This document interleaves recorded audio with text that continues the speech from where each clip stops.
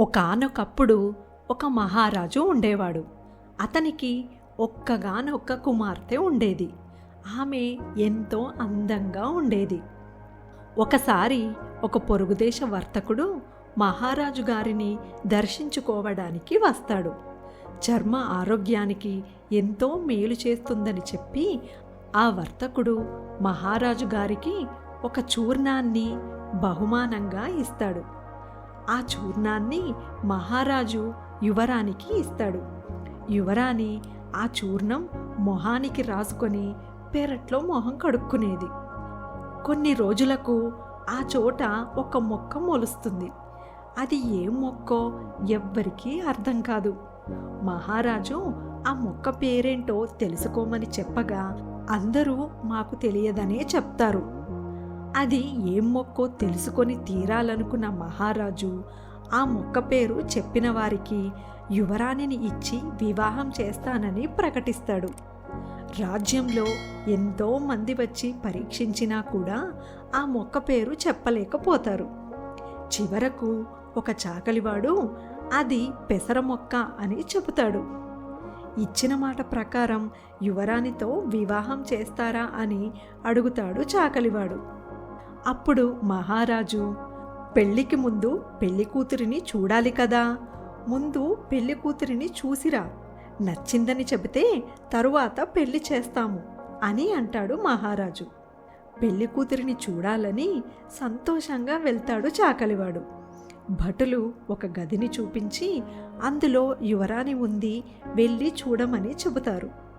యువరాణిని పెళ్లి చేసుకోవడానికి చూడబోతున్నానన్న సంతోషంలో ముందుగా తలుపు సందులో నుండి తొంగి చూస్తాడు చాకలివాడు.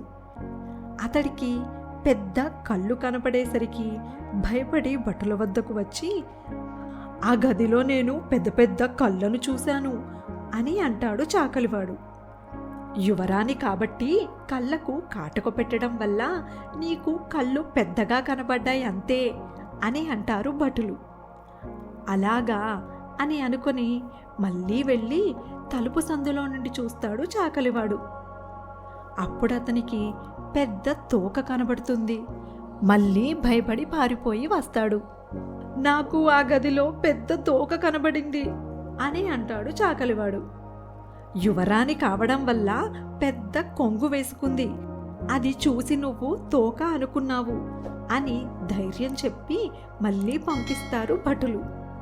చాకలివాడు మళ్ళీ వెళ్ళి తలుపు సందులో నుండి చూడగా ఎర్రని నాలుక కనిపిస్తుంది.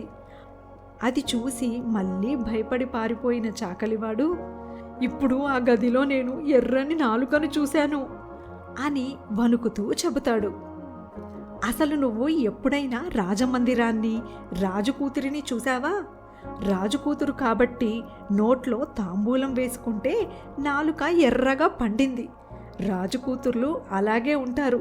నువ్వు తలుపు సందులో నుండి చూడకుండా ధైర్యంగా గదిలోకి వెళ్ళు అని అంటారు భటులు. భటులు చెప్పిన దానితో ధైర్యం తెచ్చుకొని చాకలివాడు గదిలోకి అడుగు పెడతాడు.